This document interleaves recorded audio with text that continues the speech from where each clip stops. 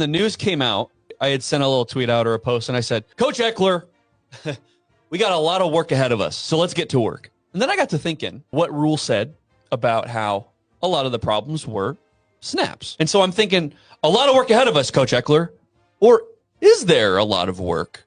And then we go over some of the issues that we saw over the course of the year that had nothing to do with snaps. Like it was just kind of things that happen on a football field that you can't necessarily practice or simulate. A lot of it is just kind of being a football player. Okay, so I do. Like, you know what I mean? I partially do agree with you. I will say, when you have these situations and you're showing them in the game, you have to just start throwing random shit at them at practice. So one of the things that I've done at a previous coaching stop is our Thursday kind of pregame stuff is just randomly throughout the practice, the head coach will throw a situation. Coaches don't know what it is.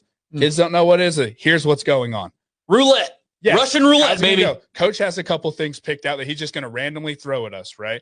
I'm just a strong believer of the kids, and I know talking about college, we're not necessarily talking about kids, but it's going to be hard for me as a coach to hold that against them for not knowing a situation if I've never put them in a situation. I do partially agree with you. Some of the shit they just got to understand. But I do think if we go through some games and we're seeing on the field that they don't know, or they keep missing, then I feel like as a coaching staff, ultimately I'll say it's on Matt Rule, but whether it's special teams coordinator, whatever else, it's like, hey, we got to be throwing these situations at them in practice. Maybe they've been doing that, and I hope to God they've been doing that. But some of the stuff like throw them into situations, we're talking elementary. No, snapping, I understand. Kick, I understand. Snap, hold, kick, PAT.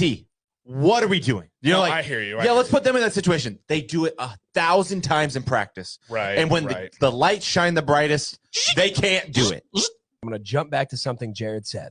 Place at the table. We've got our table, but we've reduced seating. There's only 105 seats here. And we're going to we are a top 25 recruiting class perennially. Yeah. We're a top 5 transfer class. So you better want the seat at that table or you're gone. It is time to stop making these elementary mistakes. You need to fix it now. Otherwise, your seat is going to be removed and filled with somebody else. I agree. And like if situationally, my guys had no idea what the hell was going on all the time of gunners running through the back of the end zone. And not just like one fair catch inside the 5. Like we had a couple this year. Yep. That is a big issue. And I'm telling you, if that was happening at a small town Kansas high school level, there would be serious job questions. So your head would be rolling down that hill. Exactly. How did that happen at the University of Nebraska in the Big Ten playing big boy football? Yes, we have a great special teams coordinator now, but like I'm concerned that we let that go on that long. You had mentioned realizing the problems earlier. And I would imagine, fall camp, I'm sure they get in there, they start running scrimmages and they start doing these things and problems start to arise. But at that point, what do? It's too late to acquire a better long snapper. It's too late to do that stuff.